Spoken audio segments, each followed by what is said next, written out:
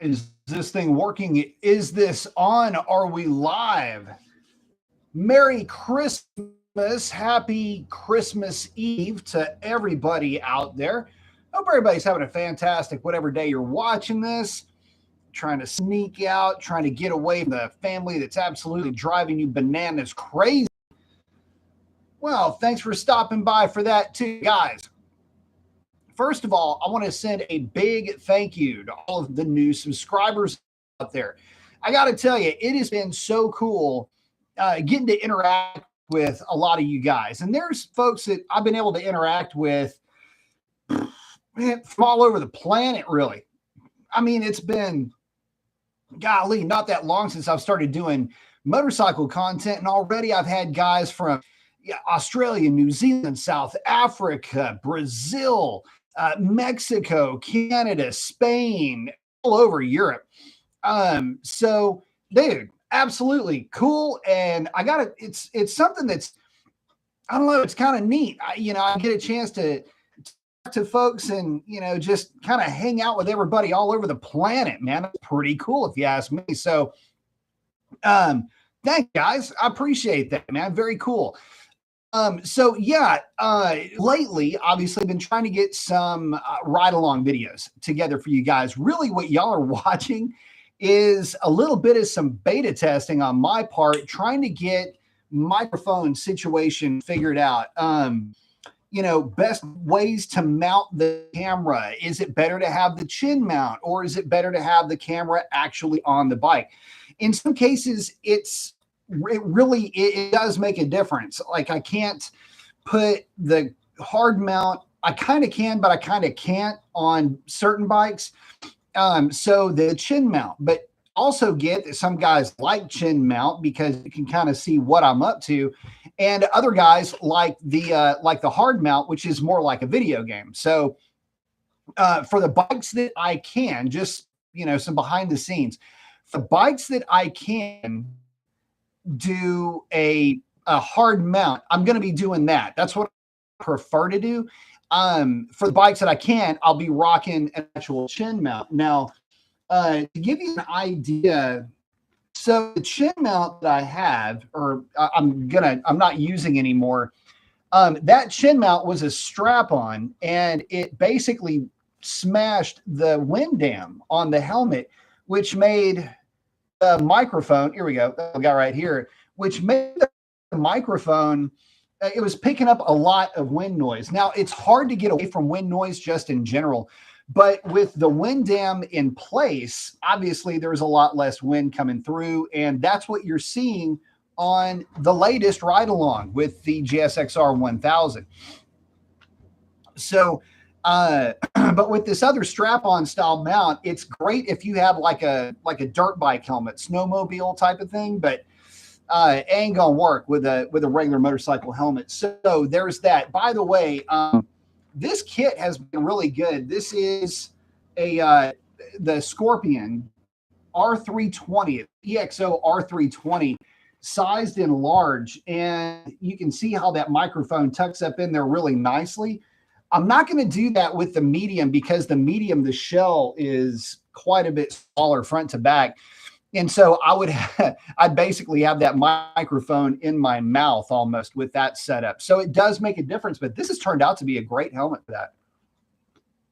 So looking forward to that, bringing you guys some new content. I was going to ask you guys too, if there is a bike that you want me to see if I can get my hands on, let me know what that is. Right now, I'll be able to get my hands on pretty much anything Honda, Suzuki, and of course, whatever's in the used inventory over at Stubbs Cycles. And so it will be these ride-along reviews brought to you by Stubbs Cycles, Houston, Texas, Telephone Road. So I'm looking forward to that. But if there's a particular bike, one of the newer bikes that you'd like to see, let me know. So to give you an idea, the bike that I am really interested in are some off the wall type stuff. I know that lately I've been posting up a lot of sport bike content, but what I want to try out is the CB650 with the that auto clutch thing, the Rebel 1100 with that auto clutch thing, just to kind of give you guys an idea for what it's like to ride one of these things. Because look, if you're like me, this is all new to you. And so I want to give that a go. I'm also there is, in inventory, there is an Africa Twin. So I want to get my hands on that thing. There's obviously the GSXR 600, there's GSXR 750 that are going to be coming, but I don't know, man, hell, you might catch me on a Grom, you might catch me on a Dax, you might catch me on a Fury. There's actually a Fury in inventory.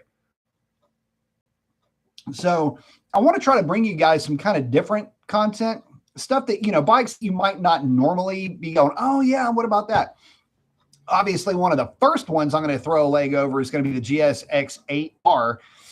Definitely looking forward to that bike, just because I had a very limited amount of experience with that bike at the Suzuki demo day. So I want to try to get that done too. But yeah, it's going to be coming here pretty quickly, and obviously any of the cruisers, I'm going to want to try those out. But just kind of a heads up on what's going on. And just to, experience some different bikes. That's the big thing for me. It's a fun job. And that's one of the perks, right? It's still a job, but I get to play with all of these other motorcycles, and I get to enjoy, my inventory too. So, and speaking of which, man, I got to tell you, the GSXR 1000, I should have bought one years ago. That bike is turning out to be so good. So, anyway, let me check in with you guys real quick. Skids is in. Oh, got the bald guy with the shades and the Christmas tree. Merry Christmas to you too, my friend. Merry Christmas Eve, Hard Rock. Ryan saying, Merry Christmas, everyone. Ryan saying, like your shirt. Yes. Legalize wheelies. Fun fact, every one of the videos that I've posted, all of the videos, every time I ride the GSXR 1000, I always at least try to get a little power wheelie in. If not, I'll actually kind of, I'll stand it up every once in a while. But the main thing is that the bike is just so sweet. Such a sweetheart of a machine. Hard Rock saying motorcycle kind's badass. Thank you very much. Ryan saying, yeah, the CF Moto is developing the V4. There he is right down here. I just saw it. Yeah, is developing a V4. Yes, they are. But yeah, Ryan say about CF Moto, and they're going to bring a 4-banger to the States, or to the SS. Yes. My two-wheel fanatics. Oh,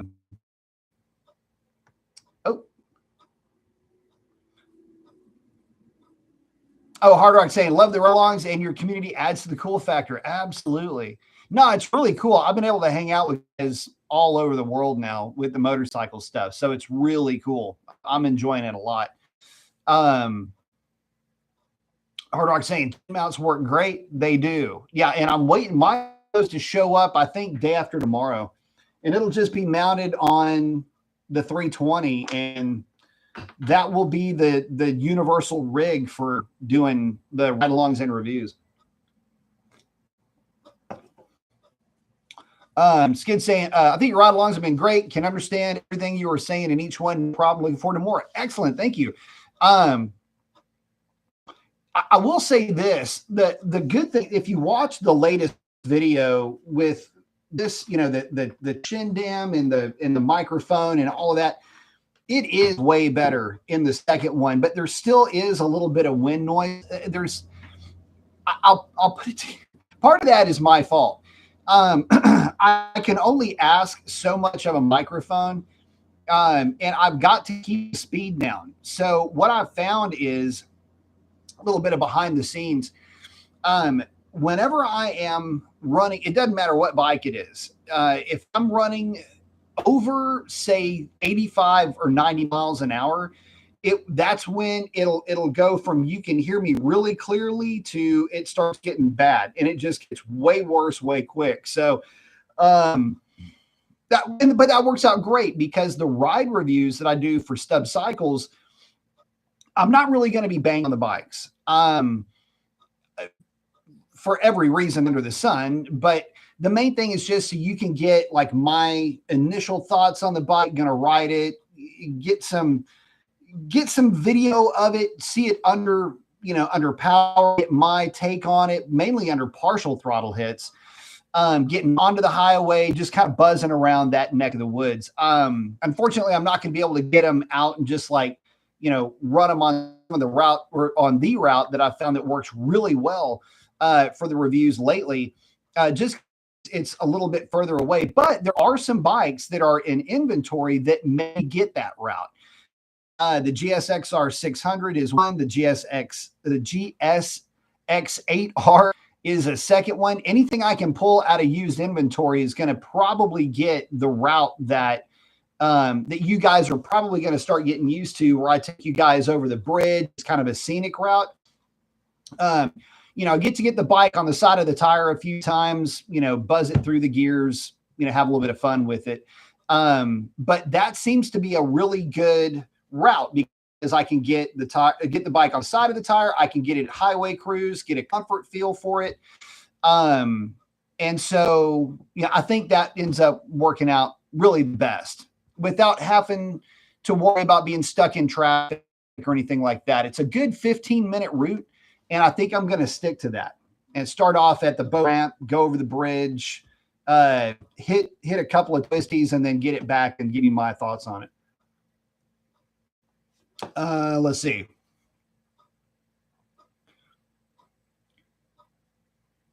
Hard Rock CBR 1000R. If it's in inventory, I will be riding it.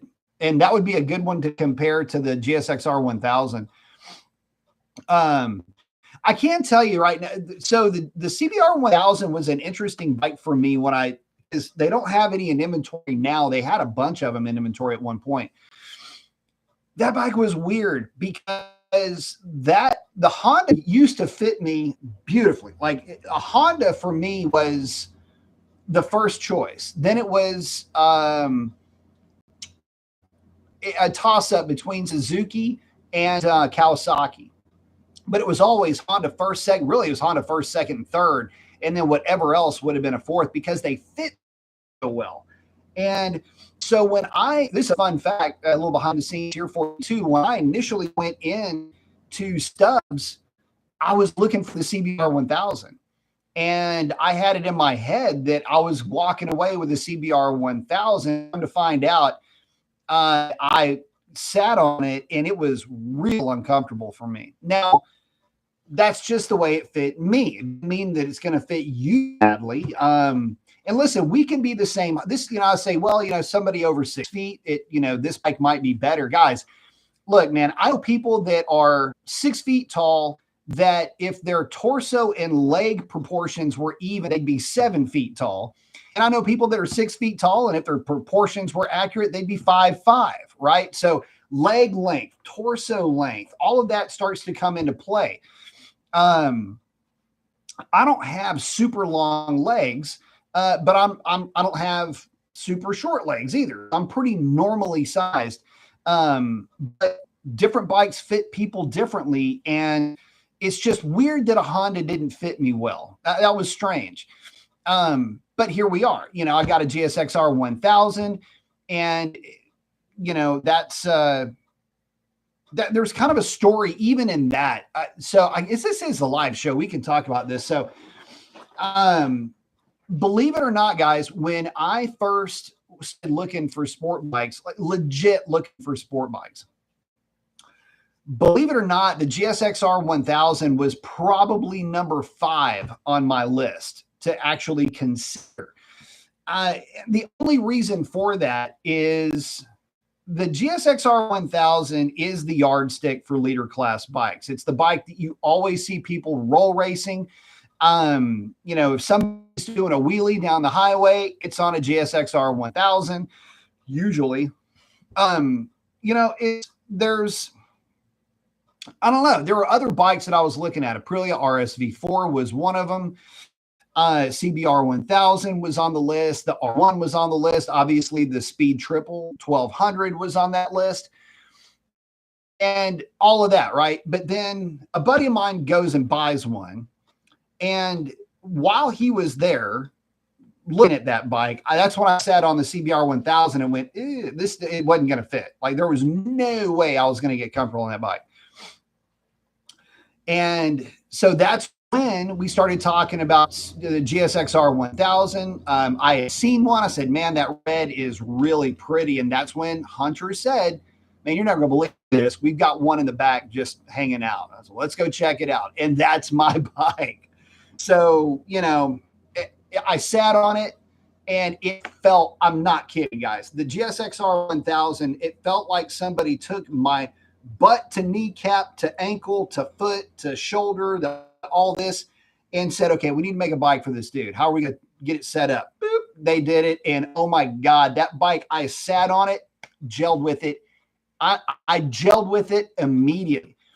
The last time I gelled with a bike that quick, it was maybe three, GSXR 750, my RC51, and the Triumph T595. Those are bikes that, for whatever reason, as different as they all are, I sat on them and it just, this is perfect. I love it. I didn't feel like that with any of the other bikes that I've owned coming into this, not even with the Bonneville or the T-Bird. I have since made them really good, but I'm telling you, just seating position and all of that, that's what got me. And you know what? The other bike that was a big player in this was the 40th anniversary ZX10R. And unfortunately, I just could not get there with the ergonomics on that bike. It was actually at the top of the list. And ended up not going that route. Happy that I got the GSXR 1000 though.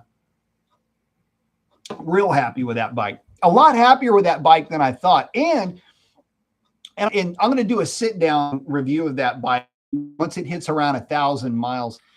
But a quick look behind the curtain on that. You know, a lot of people will say, oh, the GSXR 1000 is fast. Or leader class bikes are fast and it's too much power for the street or whatever. Guys, they're not that fast. Like, I know you're going, what? Shut up. No, I'm not. This is not coming from jaded leader class bike. This is coming from guy who has ridden RC51, GSXR 750, and Triumph Daytona, the T595, the 955i bikes. Guys, there are areas where the Daytona, the classic bike, watch that video. I'm hitting, there's a right-hander. Pay close attention to the tack on that bike. Just, if you may have already seen it, just go back, fast forward to where you see me getting the bike on the side of the tire. I run that bike hard, not hard, but I ride that bike harder in some cases than the Gixxer, because it's got more of a hit on torque than the GSXR 1000. That's why in that video, you'll hear me go, man, I know y'all are getting tired of me comparing stuff to the Gixxer, but it is the yardstick, so I've got to mention it. And the Daytona, you hit it, and it's a different kind of hit when you hit the throttle on that bike. I mean, it's the same. When the pistons hit, it's you feel them. It's like hitting a heavy bag. It's just bam, bam, bam, bam, bam. It feels just stronger in certain areas than the GSXR 1000. But the GSXR 1000 has a 190/55 tire on the back. It's got a stiffer suspension setup. And so a little bit more of a dedicated riding position, even though it's kind of similar between the two bikes. But yeah, I get that. The Daytona video is actually was a lot of fun to make. But when you watch that video, I'll put it to you like this. When the speedometer is horizontal, I think that's 120 or 130. And the tack, you'll see the tack, the red line starts almost at 12 o'clock on the tack. Watch the needle when I'm hitting those twisties. That bike is so good, man. But yeah, let's see. Oh, Skid saying, yeah, the Red 1100 would be sweet. Those are cool. So yeah, 1320 question. How does downshifting with a quick shifter go? Can you? Some of them you can. And will you explain how? I would love to. Yes. So, the cool thing is in a live show, I can nerd out too. So thank you for the question, Southern Indiana. I will be happy to answer it. So the way that a quick shifter works is I want you to envision this pin, and I want you to think of like this part of the pin up here as a load sensor. When this whole shaft is put together, but it would be screwed together just like the pin is, okay? So when the top portion, the load sensor, is put onto the shifting shaft, any amount of load that goes into the shaft is picked up by your load sensor. The load sensor will tell the engine control unit that a shift is being commanded. When it does that, and on the Suzuki, it's variable. You can be more or less sensitive with your load sensor. When the load sensor commands or tells the ECU a shift is commanded up, it will interrupt the timing, and in some cases, in some systems, fuel, and it will create a situation of what's known as slack throttle. And what that is doing is it is pulling torque out of the gearbox for an instant, for a very quick moment. What that does is it's taking advantage of a characteristic of a sequential gearbox, in that you can, at slack throttle, just slide it into the next gear. It's something that is really any sequential or any synchronized gearbox, you can technically do this, but with a sequential up, up, up, down, down, down type of a gearbox, it's just easier. But you can actually do this with an H pattern. I've done this because I had the clutch go out. Anyway, I'll spare details on a car. Anyway, I had to literally rev match shift and downshift that car with no operational clutch, and I got it home. But anyway, getting back to it, when that load sensor sends to the ECU the command that is, or to tell the ECU that a shift is commanded, you get this little, and you'll hear it in the shift, that is the engine going to slack throttle, which allows you to shift the thing into a gear higher.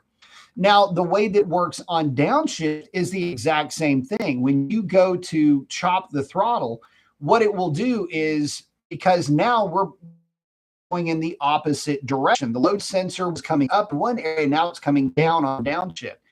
On downshift, when you are at DC and commanding those downshifts, the load sensor picks up on the downshift. It tells ECU that you need to crack throttle, and you need to actually throw a little bit of, it's called a blip. You need to blip the gear so that this thing will slip down into the gear below it. So that's why when you hear somebody downshifting with a quick shifter, if the quick shifter system is equipped for it, some of them aren't, you'll hear it go when it's going up, and you'll hear it go, you'll hear it, just like when I'm riding and you hear me blip the throttle when I'm downshifting. That's what the ECU is doing with the secondary throttle blades. And so that's how a quick shifter works. And it's kind of cool. It's a pretty ingenious little setup. Now, where you get into trouble with quick shifters is if you're not quick.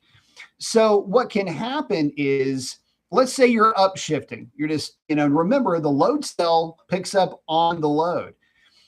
It knows that you're shifting, but if you don't move the shifter quickly enough, your load sensor is going to still be activated as you're moving foot up slowly, which means you can have a prolonged, what we call a bob, and that'll just be torque management kicking in. And so you get this prolonged that when you're shifting. What's funny though is on downshift, the same thing can happen, but in reverse. If you're not pop, pop, pop with your foot, what can happen is when you come down, the load sensor think you're still trying to shift, and it can hang that blip. And so you'll get a little bit of a jolt on a downshift. I am so used, it's something that you get used to immediately with this, but it can be a little bit weird because you'll get, when you think you're using engine braking, you'll get a little bit of a shove. Should have hit it quicker. That's all there is to it. Now, the good thing is that most of the quick shifter systems can be turned off entirely. if you just decide you don't like it or you don't want it, or you want to flip the shifter and have a GP shifter. Although I'm not sure if you can flip the shift linkage and literally just flip the load sensor and have it work like normal. It might work like that. I don't know. I never tried. But anyway, that's how it works. So hopefully that answers the question for you, my friend.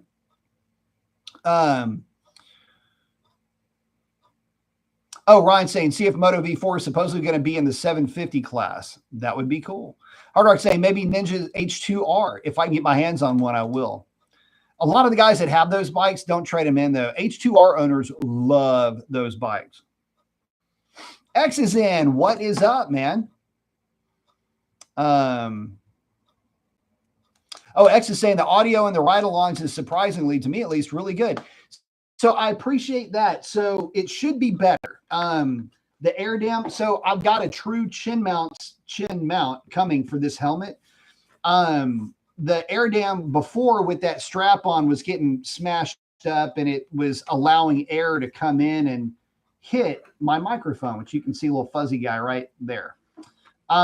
So today's video with the GSXR 1000, that was me basically with this setup here.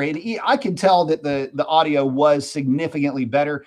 And again, the only thing that I need to do differently is when I'm doing the reviews, I'm not going to be going as fast as I'm going on like the Daytona or the Gixxer or the Bonneville for that matter. By the way, fun fact, that Bonneville video was a freaking riot to make. I had more fun on making the Bonneville video. And there's even one point where I'm like, yeah, guys, I had to apologize. I'm like, man, I know I'm breaking one of my own rules. But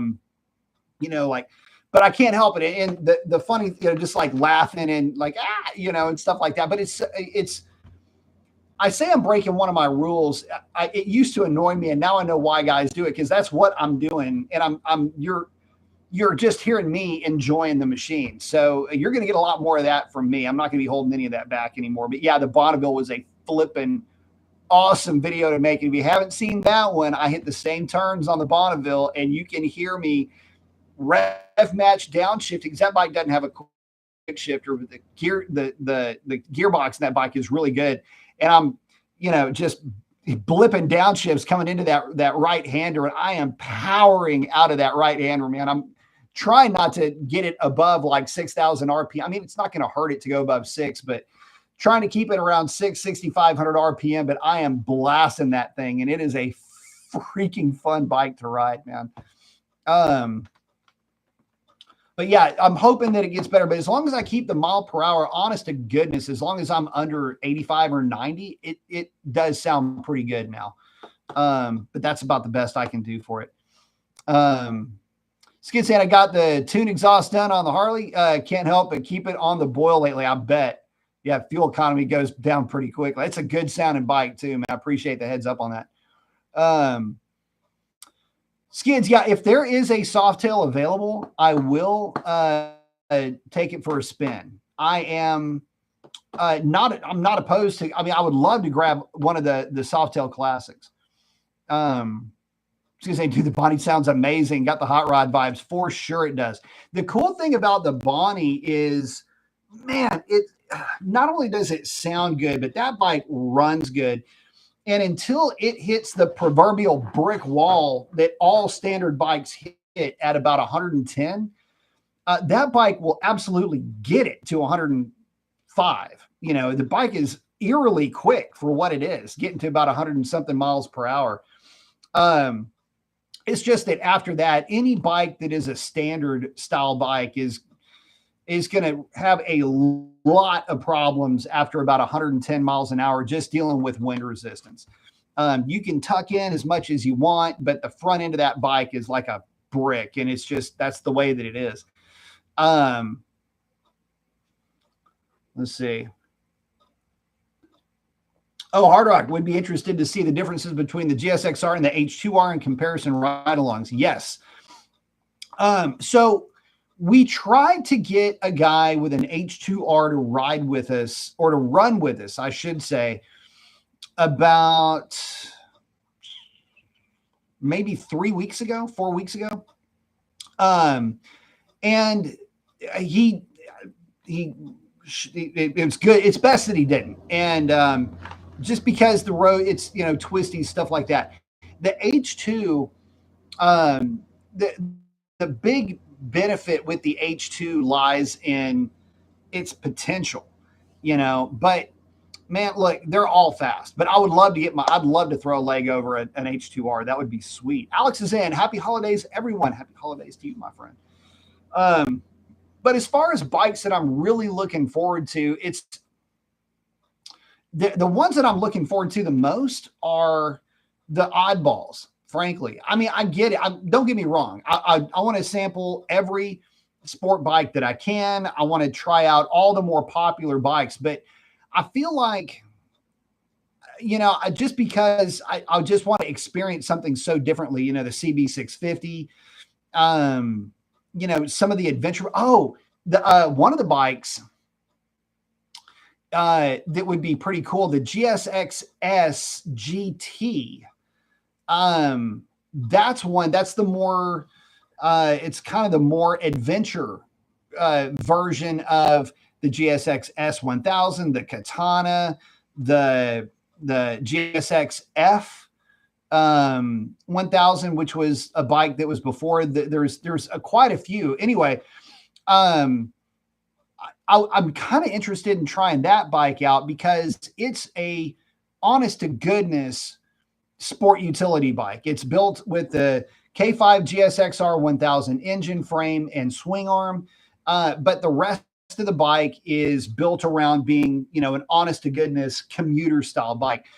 It's got the electronically adjustable suspension. It's got a lot of cool stuff going for it. So there's that. I'm kind of interested. If I can get my hands on one of those, I will. But some of the other more, how do you say, more traditional, if you will, sport utility bikes are some of the ones that I'm looking forward to, like the Africa Twin, any of the Triumph Tiger style motorcycles. Those are the ones that I feel like I want to try more of those out, just because it's such a different kind of bike for me. And it's one that when I started playing with the Tigers, I really started to gravitate towards. And I just kept thinking, man, if I still lived in NorCal, there is no way in hell that I wouldn't have an Africa Twin or a Tiger 950,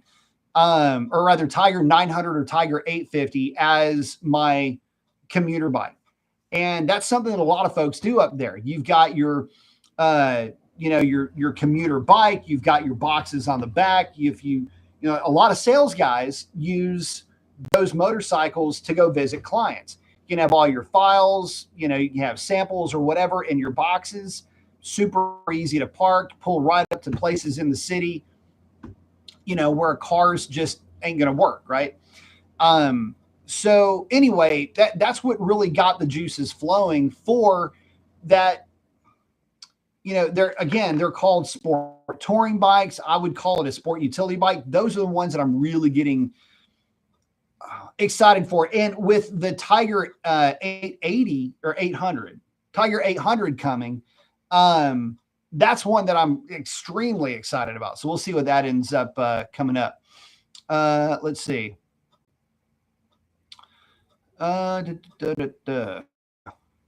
Alex asking, coming from a Sportster, do you think it's worth looking at a Softail Standard? Wrecked my bike a little bit ago and want to get back into riding this summer.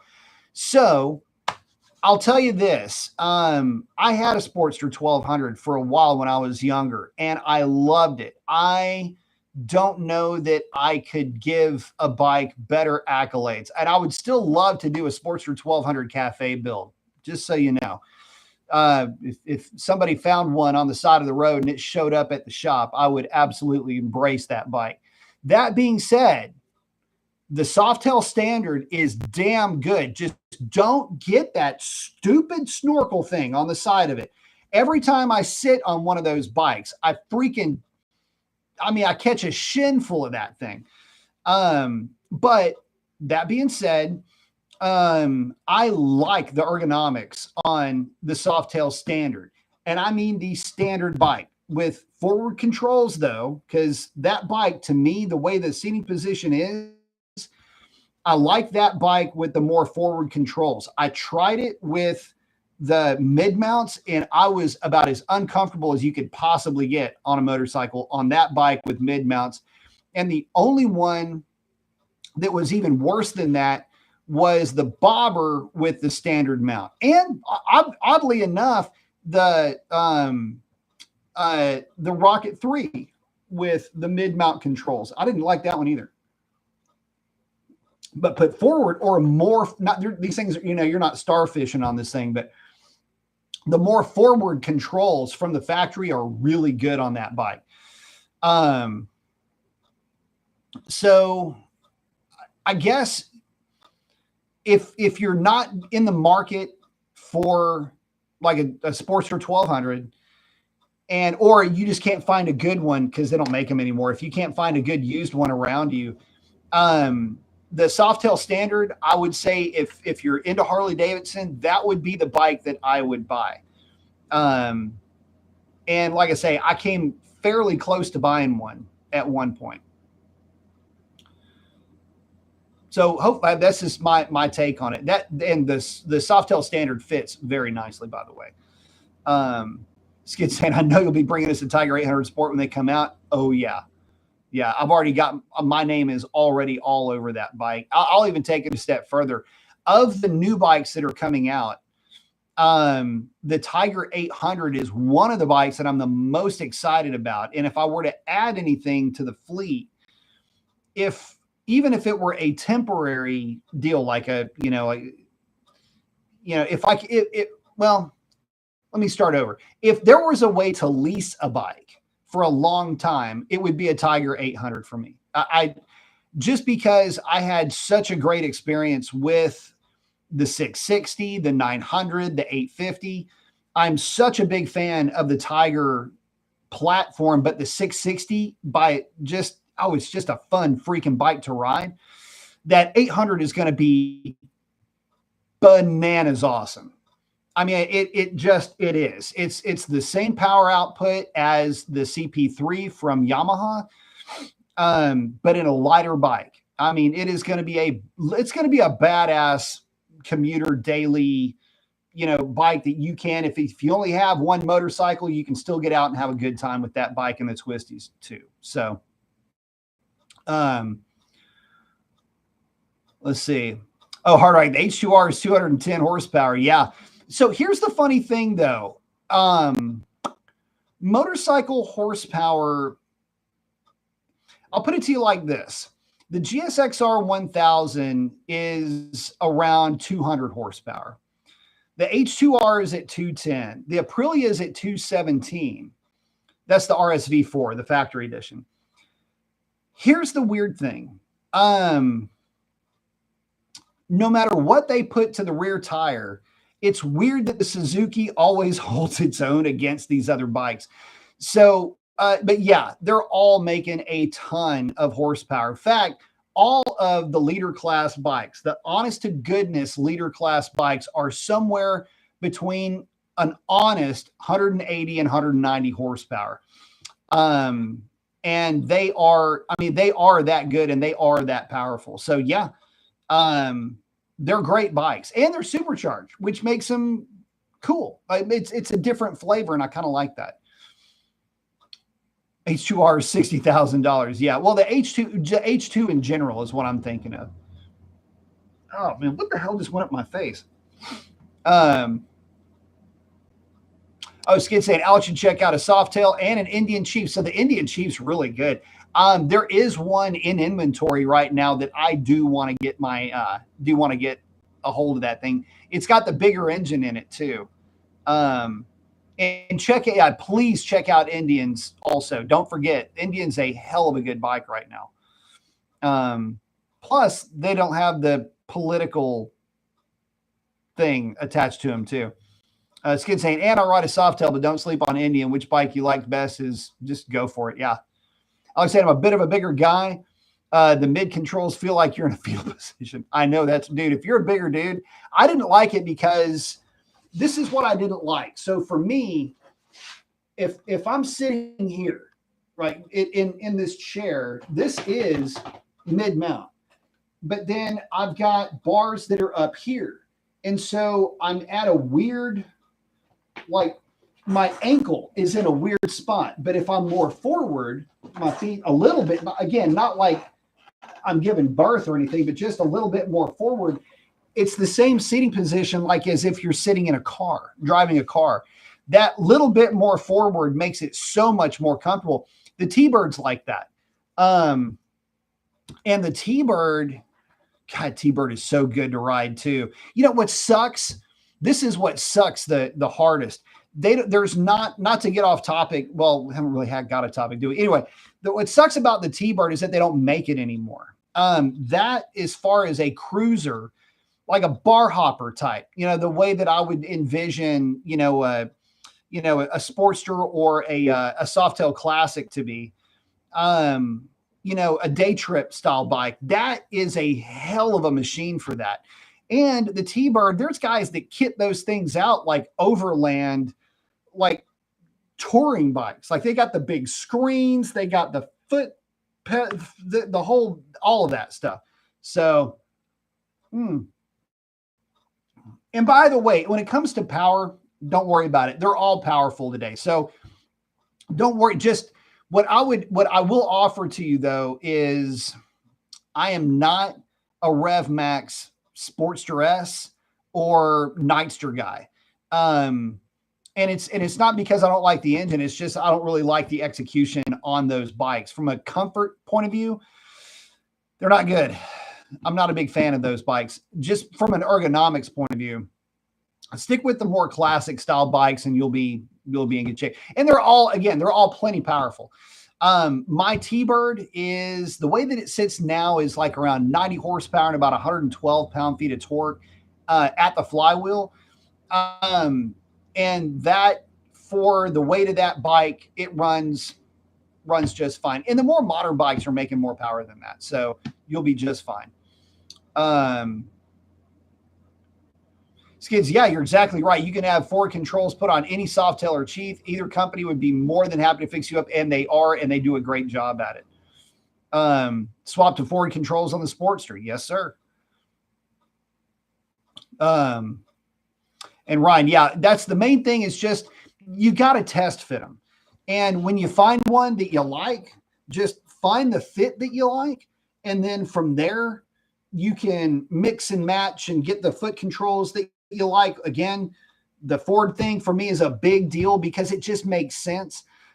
Plus, here's the other thing. These bikes don't handle bad either. What I put out a quick video on the T-Bird, and I'm talking in the T-Bird about, look, dude, I'll run out of lean angle before I run out of the ability for this thing to literally go around a sweeper. I did it the other day. I had the bike, I had it as far over as you can get it. I was dragging the left-hand peg, the peg was folded up as I was going through this left-hander. Sparks flying everywhere. Part of my boot grinding off. And I'm loving the whole time. I'm just, grabbing a handful of throttle doing it. These bikes, they will handle. It's just, you have to remember that you will absolutely run out of ground clearance before you run out of the ability for these bikes to go around a bend. So yeah, it's kind of fun. Oh, Skids, my advice, select a model with a decent sized gas tank. Yeah. All Chiefs are 4-ish gallons, but certain Softails have 5, maybe a Softail Heritage. That's a great bike. It is a good bike. Skid saying my Bob had the 3.5 gallon. I stop a lot more than my buddies have to. Everyone seems to have a 5 gallon on theirs, on a bagger, and have 6 gallons. Yeah, some of the bigger bikes for sure have those larger tanks. I can tell you that if you're planning on doing like an hour at a time or maybe an hour and a half at a time, 4 gallons is really good. That gives you a lot of reserve. Anything less than that, you're gonna start to get a little bit of that range anxiety creeping in. But yeah, 4 gallons you can get away with it, 4.5 is usually really, really good. Plus, here's the other thing I like about having bigger tanks. If you're running premium, you have that first shot coming out of the pump that's still going to be whatever gas the last person picked. The bigger tank's going to help to, if you're running premium, make sure that you've got solid octane in the tank too, which is kind of weird. My Katana is a good example of that. Thing only had like a 3-gallon gas tank. It was ridiculously small. I was always filling that thing up. So yeah, gas tank size is a thing, especially for those bigger cruisers, because they can be thirsty for sure. But yeah, guys, no, it's been a lot of fun doing the ride along videos. And again, it's a learning curve. And yeah, I am blurring out the screen on the GSX R1000 for obvious reasons, guys. Come on. I mean, you can't really see on the other bikes what I'm up to. And let's be honest. I mean, I don't think anybody's going and looking for Bonneville T120 videos. But, the sport bikes can be a bit of a target. And so I'm like, look, I'm just going to keep it cool and keep that as part of the protocol. And I will employ that as part of the protocol on my ride along videos, should I end up needing to have to do such a thing. But again, I'm not going to really be hammering on the ride along videos. The review bikes are really more to give you, and the idea with that is to give you a bit of an idea from, somebody that's not a journalist, somebody that just has a lot of motorcycle experience. What is it like to ride this thing? Is it weird? Is it cool? And there are going to be some bikes that I'm pretty sure I'm going to be like, look, man, if you're into sport bikes, this isn't going to be the bike for you. Or those won't be cruisers. Those are typically standard bikes, because standard guy and sport bike guy typically, a lot of times can be a bit oil and water. GSX S1000 versus GSX R1000, for example. But they both have their place. And so I'm going to be talking about that too.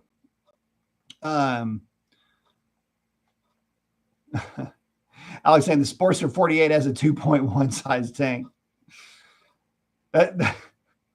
Might want to make sure that you bring a little bit in a backpack on that deal.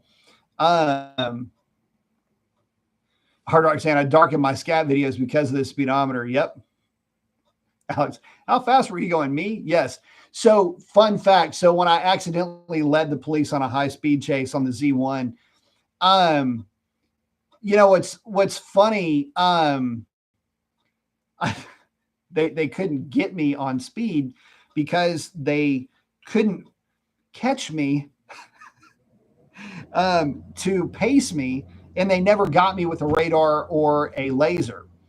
So I still feel bad about that. Fun fact, it was on the same route, by the way, that I'm taking you guys on for these ride-along videos. So yeah, I still kind of feel bad about that, but it is what it is. And that's one of the more fun stories with that Kawasaki was the accidental impromptu meeting with my new friends on the side of the road. So to give you an idea, I don't even know where these guys were. Okay, I have no clue. And when you see me come over the bridge and go to the right, they had to have been behind me when I was getting onto the bridge, because on this day, I was kind of feeling the zoomies. That bike was running good. And you got to keep in mind that the Z900 RS Cafe that I had set up really well. In fact, right behind me, I still have all the suspension set up for that bike. But it was running really good, and I was taking full advantage of that. And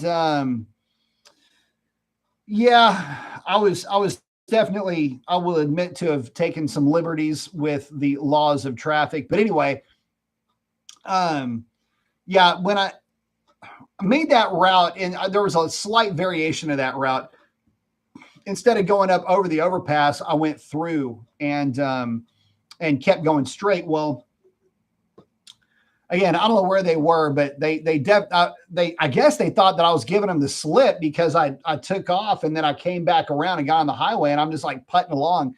And that's when they finally were able to get next to me and I had my earplugs in and that's when he had his siren on and it freaked me out and that's pulled over and the rest is history. Greetings, gentlemen.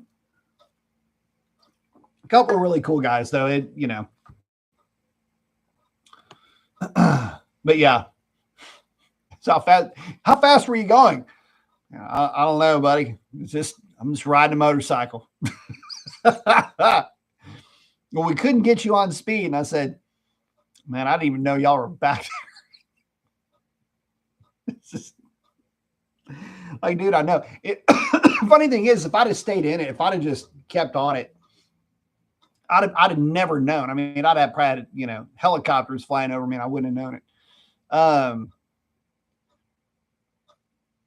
was going to say, at least you're not running that personal tag will run. Some guy was running on that social media, was out running Popo, ended up getting caught. Yeah, that dude got into trouble, but he was doing some bad stuff, man. It was definitely putting some people at risk. I won't do anything that puts anybody else at risk. And that even includes when I'm out in certain circumstances. I'll either make sure that the guys that I'm riding with can keep pace, or if I come up on guys that are obviously working hard but just not going as fast as me in like on B and C roads, I will make sure that I am in a spot that is overwhelmingly safe and in a spot where it's not going to freak them out for me to come around them. And so I've been known to get behind guys and just, follow in behind them.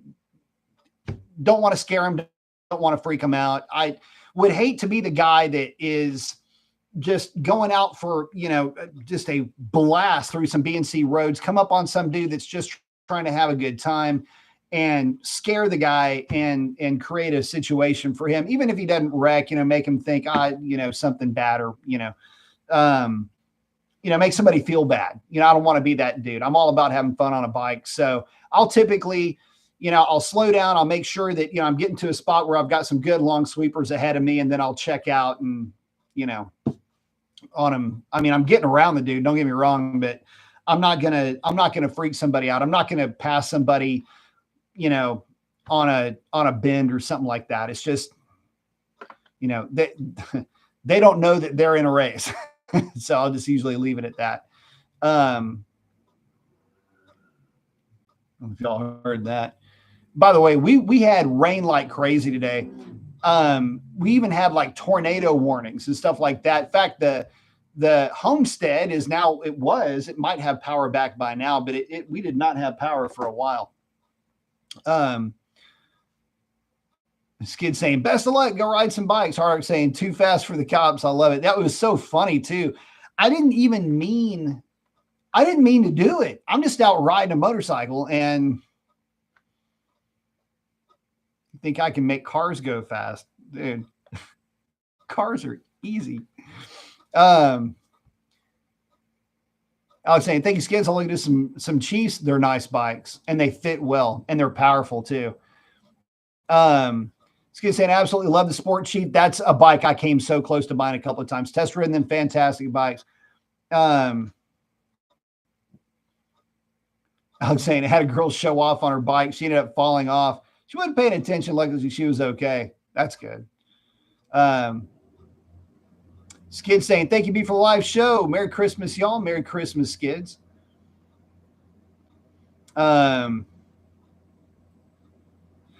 Yeah, so that's exactly right, Hard Ride. Man, the guy took out GSXR out. Another guy was following him, tried to race him, flew into the woods and died. So what happens a lot of times with guys that don't have practical experience on motorcycles, which is to say that you have track level experience, you have fast street level experience. But for guys that are are right. Their skill set is about to write a check that, or rather their ego is about to write a check that their skill set cannot cash.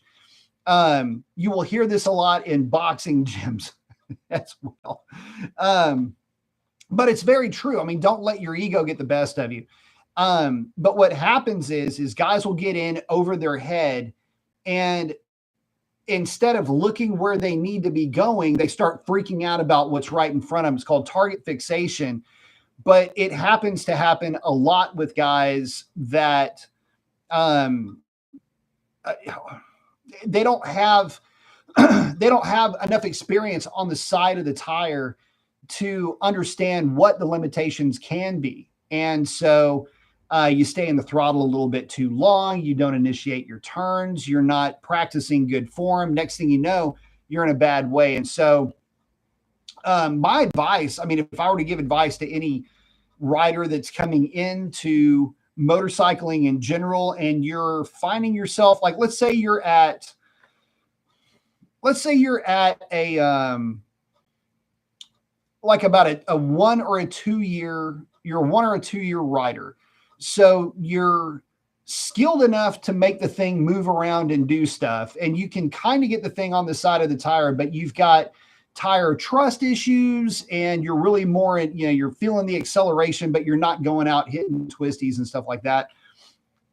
My advice to guys like that is take it easy, go out there and practice, get used to the bike being on the side of the tire, and practice looking where you want to go. Whenever you see me in those videos, you're seeing it a lot of times from the point of view of just the bike itself. And I'm looking through, and I'm looking at the apex. I'm looking at the other side of the apex. So for me, it feels like I'm going slow. And when it feels like you're going fast, you're going too fast. You need to slow down.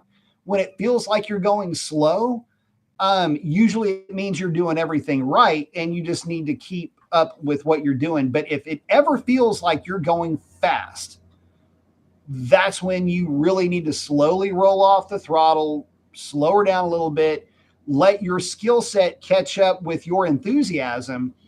And then again, remember to look through the corner, look where you want to go, all of that. And, getting your bike set up properly, that's another thing. So anyway, let's see. Oh, I'm screwed this all up. Goldfish asking, do you know if the GSXR is grandfathered in terms of emissions? I heard the fueling is better on the GSXR 600 than on the ZX6R. So here's the thing. In a way, they are. In the United States, the GSXR 600 and the ZX6R maybe too. GSXR 600 is a Euro 4 motorcycle, the same way that the GSXR 1000 is. All that really means is that, yes, it is grandfathered in that it meets Euro 4 standard, but it is not a Euro 5, and it is not a Euro 5 plus bike. A real easy way to tell is if it's got a cable throttle, it's not a Euro 5 bike. So I will say that, yes, it is grandfathered in the United States.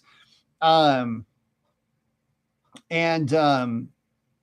that's just kind of, that's, hopefully that answers the question. I mean, it is, but it's not. It's just the United States doesn't have the same emissions standard that the Euros do. I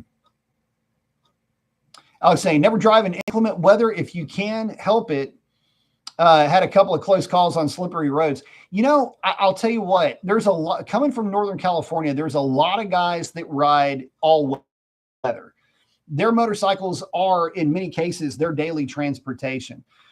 There are certainly fewer reasons to ride a motorcycle in the rain and in the wet.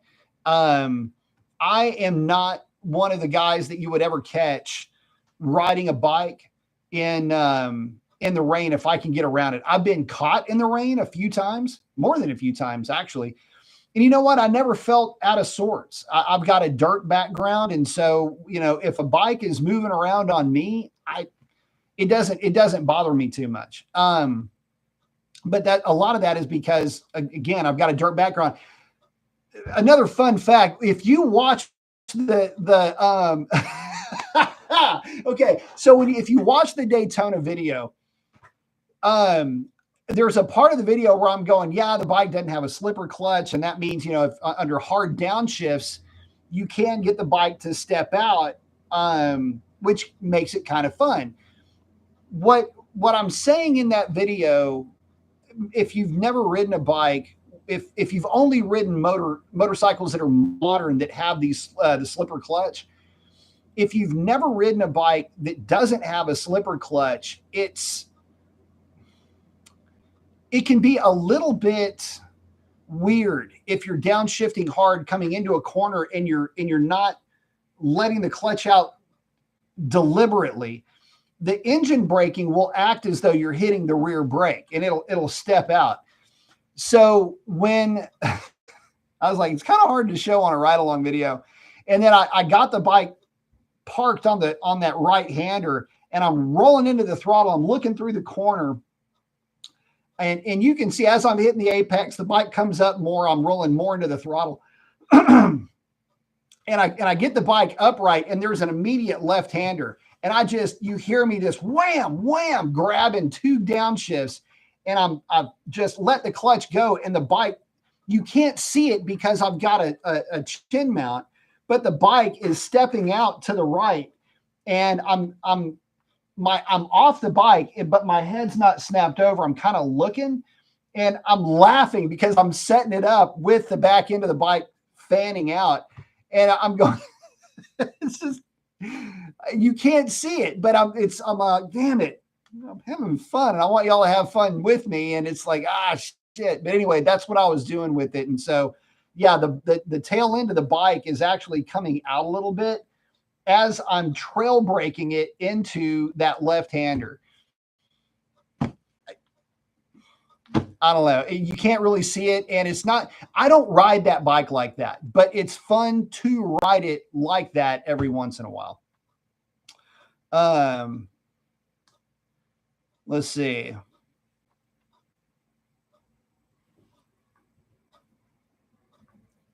Oh, and the fueling on the GSX-R 600 is really good. And the ZX6R, I think you're right. I think that bike is a Euro 5 bike. And the Euro 5 bikes are annoyingly snatchy. Also, if you watch the first GSX-R 1000 video, you can see a little bit of that throttle snatch in action.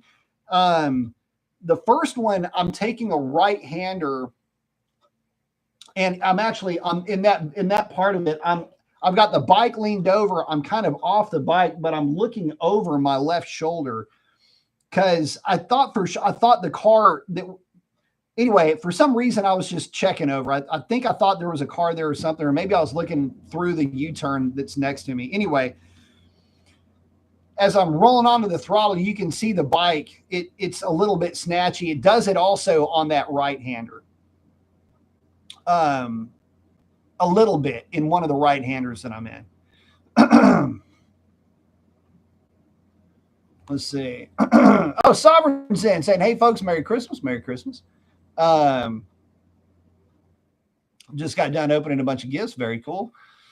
Goldfish said, I got a 2025 GSX-R 600 on Saturday. Sweet. My first sport bike. I still have the Z900 RS. Very cool. You are going to love the GSX-R 600. I've got a lot of history with that motorcycle. So, back in the day, the Avatar is with me on that bike is a GSX-R 600 chassis with a GSX-R 750 engine and ECU. That particular bike, though, the GSX-R 600, we had a ton of them in NorCal. And that's what was the primary weapon of choice for a lot of the guys at Thunder Hill was the GSX-R 600. So, I mean, a kick-ass middleweight sport bike. Always made really good power, very predictable. The chassis is nice on that bike. And there's one in inventory right now that I do want to ride. It's a 24. So congratulations. You've got arguably the best true 600cc motorcycle that money can buy with the 2025 GSXR 600. Because it is a legit, real, true 600. DM saying, Merry Christmas, chat friends. I wish you all good health and happiness. Same to you, my friend. DM saying, Goldfish, awesome. Sovereign, NorCal, El Dorado County, and higher up. Yeah, up in that area for sure. Be pretty spooky with the eyes. Sovereign saying the Hemi might be staying. I will believe it when I see it. And in what capacity and in which platforms. Gopher is saying the ZX6R offers way more value, but I still got the GSXR 600 coming from two Kawasaki's. I was tired of fueling issues. I would love to hear your take on the GSXR 600 versus the ZX6R. I am hoping one of the first bikes that I will be demoing is the GSXR 600. So I'm hoping to get my hands on that as soon as, and thank you very much too. Thank you. I appreciate the kind words. I am hoping to have, if weather allows for it, what the heck we're dealing with right now, but if weather allows for it, that will be the second, if it's still in inventory, it'll be the second or third bike that I do the reviews on. The first one is more than likely going to be a GSX 8R. But if that's not the first, then it'll be a GSXR 600.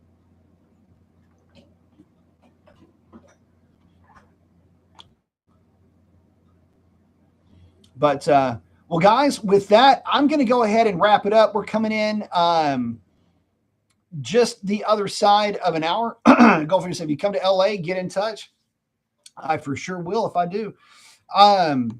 But guys, I appreciate everybody hanging out with us. I want to thank each and every one of y'all. Wish all of y'all Merry Christmas, Happy Holidays, great health, and great happiness coming into this coming year. Guys, listen, get out there and do something cool for somebody.